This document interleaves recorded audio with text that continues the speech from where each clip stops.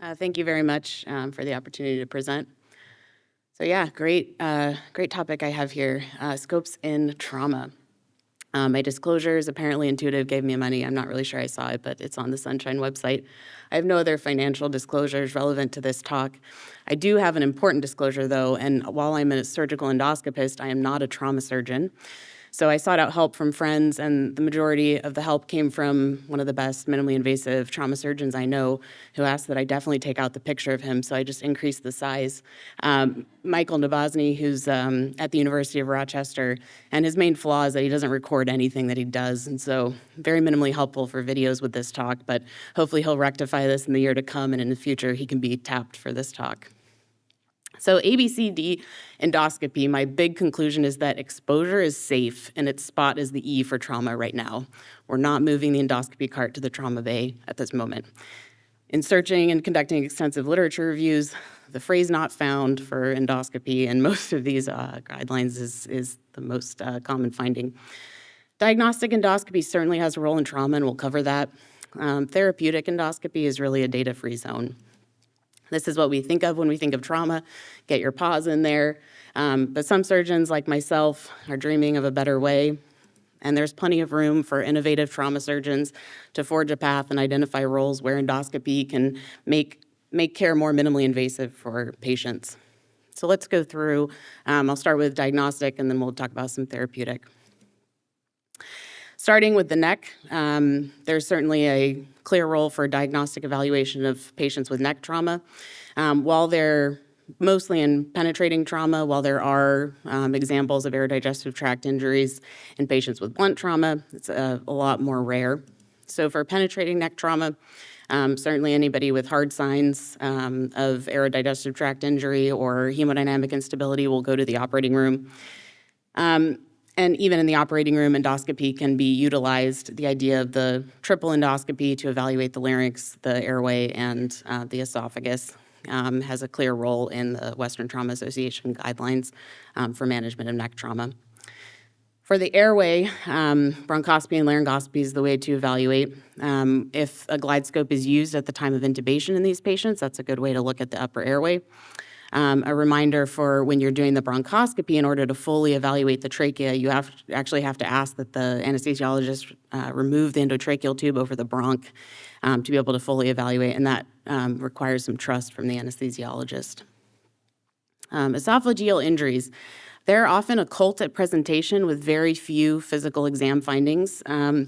Dysphagia, oropharyngeal blood, or hematemesis are potential early predictors, but they're often not there. And it's important because missing or having a late diagnosis of esophageal injury does lead to significant morbidity and mortality for patients. So how are these evaluated other than operative exploration? CT, if a patient's stable, has a poor sensitivity. Upper GI certainly has a better sensitivity, but you can imagine certain trauma patients may not be good candidates, and nights, weekends, and overnight, not great times to get upper GI studies. Flexible endoscopy, though, has a sensitivity approaching 100% and is very reliable. The question really is, do these diagnostics delay care for patients? There was a retrospective analysis of the National Trauma Database from 2015 that showed that there is, on average, a delay in diagnosis to a time of definitive repair by only 1 hour, which is not meaningfully significant from a clinical standpoint. Most patients were evaluated 67% with endoscopy compared to the other modalities. And this is evaluation before the conclusion of the first operation, so includes intraoperative endoscopy, which is common in this patient population. Moving down the GI tract to the stomach and duodenum, these are easily accessible with an upper endoscope. Generally, this is used as an adjunct to operative intervention to assist with identification of an injury in more difficult to expose areas in the setting of hematomas, and potentially has a role to help the surgeon avoid needing to fully cochorize the duodenum to evaluate for injury. It could also be considered in patients who are not undergoing operative intervention, who are stable but have some question of an upper GI tract injury on a CT to be able to evaluate it without an operation. There are a couple case reports of this. The first, no pictures or videos, but a 21-year-old with a gunshot wound who was unstable, went to the operating room, stabilized after control of a mesenteric arterial bleed, but had a large retroperitoneal hematoma. and mesenteric hematoma, and they chose to use an endoscopy to evaluate the duodenum rather than Kocherize to avoid disrupting the hematoma. Identified an injury, were able to target their repair, and the patient did well.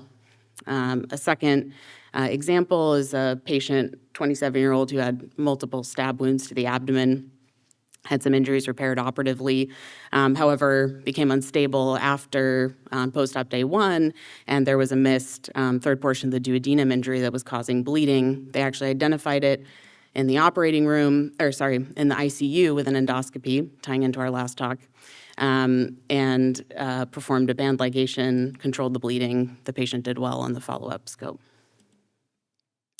The jejunum and the ileum are certainly harder to access endoscopically, although there may be some roles for intraoperative coordination, but I won't cover much there. The entire colon can be reached with a colonoscope, but primarily in trauma, it's more the distal colon and certainly the rectum that have clear roles for endoscopic evaluation, as a full colonoscopy can take more time. So for rectal trauma, clear role for proctoscopic evaluation. The timing certainly depends on hemodynamic stability of the patient, whether they undergo a CT scan or go directly to the operating room. But either way, proctoscopy is used to evaluate for the presence of a rectal injury, particularly in the extraperitoneal space. Unless the injury identified is fairly distal or very proximal, it can be sometimes difficult to determine if the location of the injury is extraperitoneal, intraperitoneal, which changes your management. And so diagnostic laparoscopy can be an adjunct if it's unclear. I will say from personal experience, use caution with the amount of insufflation. If you're doing a flexible sigmoidoscopy and then planning to perform a diagnostic laparoscopy, that can significantly change your ability to see. And currently there's a gap in the literature to say whether flexible or rigid proctoscopy is better for identifying these injuries in patients. Moving to the hepatobiliary system, ERCP is currently the gold standard for diagnostic of pancreatic and biliary injuries, rarely performed intraoperatively. This is more postoperatively in trauma patients. And the Western Trauma Association Multi-Center Trials Group on Pancreatic Injuries found that, comparing postoperative MRCP versus ERCP, there's a 64% discordant rate, further stabilizing ERCP's role as the gold standard of evaluation. And then I'll just mention there are other orifices that can be scoped. The urinary system is outside of the limits of this talk, but certainly urologists perform those frequently. The vagina so normally is evaluated with a speculum exam, but if you're evaluating a pelvic trauma and you have a scope in your hand, you can certainly put it into the vagina and take a look around to see if there's an injury. So let's move on to therapeutic endoscopy in trauma, where I mentioned before is a data-free zone in general.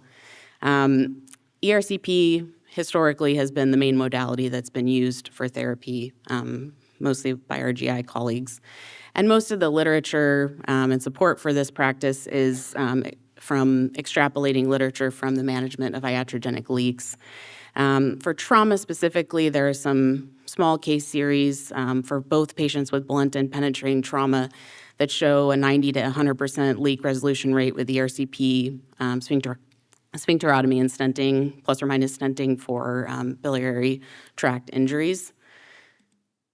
For pancreatic injuries, the main determinant of pancreatic-related complications and morbidity and mortality for patients is whether there's main pancreatic duct disruption, and that can be evaluated with ERCP. In this case report, you can see a nice ERCP image demonstrating the main duct disruption.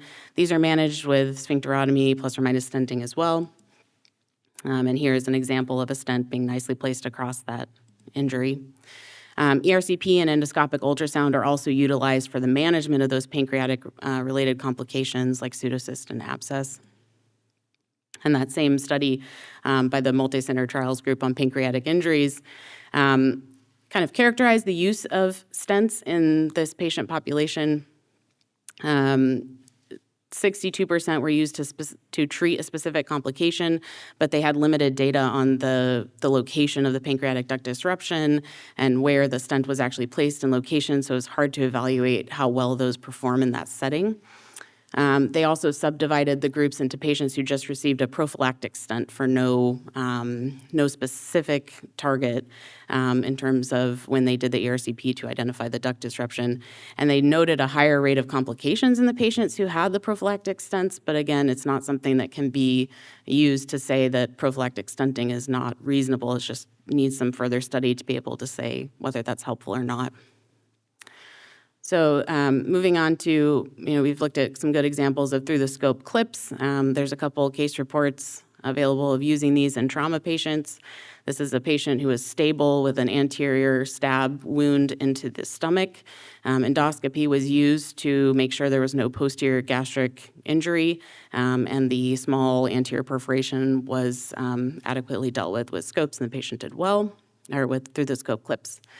This is a video case example of a patient who underwent operative exploration for a neck trauma, and due to the presence of the location of the tracheal injury identified and repaired operatively, there was concern for an esophageal injury, but they couldn't identify it on inspection, and so they performed an intraoperative endoscopy and identified a small through-and-through injury to the esophagus, which they managed, as you can see here, with a series of through-the-scope clips.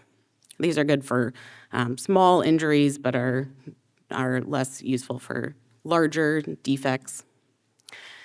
So next would be an over-the-scope clip. This is not a trauma patient, but just an example to see the deployment of the over-the-scope clips, which can be utilized for both bleeding control as they have a greater depth of penetration, and then larger defects up to 2 centimeters. Endoscopic suturing, I didn't find any great videos or examples of using this in trauma patients, but certainly methods out there that could be employed for larger injuries, addressing larger perforation. These do require a certain amount of technical skill to employ. Stenting, other than the previously mentioned pancreatic or biliary tract stents, esophageal injuries outside of trauma are increasingly managed very successfully with fully covered esophageal stents and have been used in trauma patients. There's no big case series, but they have been utilized successfully. Duodenal injuries, stents have been reported to be used. Here's a case report of a lot of endoscopic interventions for a trauma patient who had stab injuries. One you can see was dealt with an over-the-scope clip.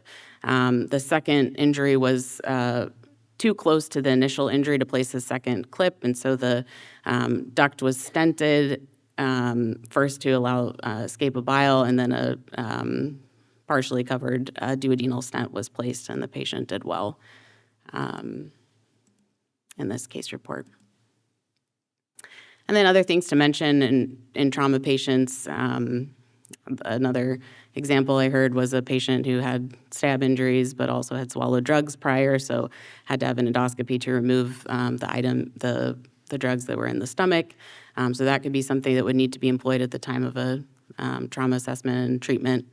And then no talk on endoscopy at SAGES is complete without the mention of PEGs, which is probably the greatest endoscopic procedure that trauma patients undergo. And a couple notes specific to trauma patients is those T fasteners are very helpful, as the PEGs can often be accidentally dislodged early in patients, especially with TBIs who are pulling at lines. And could consider an introducer method for placement to place a low-profile tube initially, which also helps prevent that pulling out. So in conclusion, and some final notes, endoscopy has a role in the diagnostic of trauma, certainly, and may have an increasing role in the management of traumatic injuries.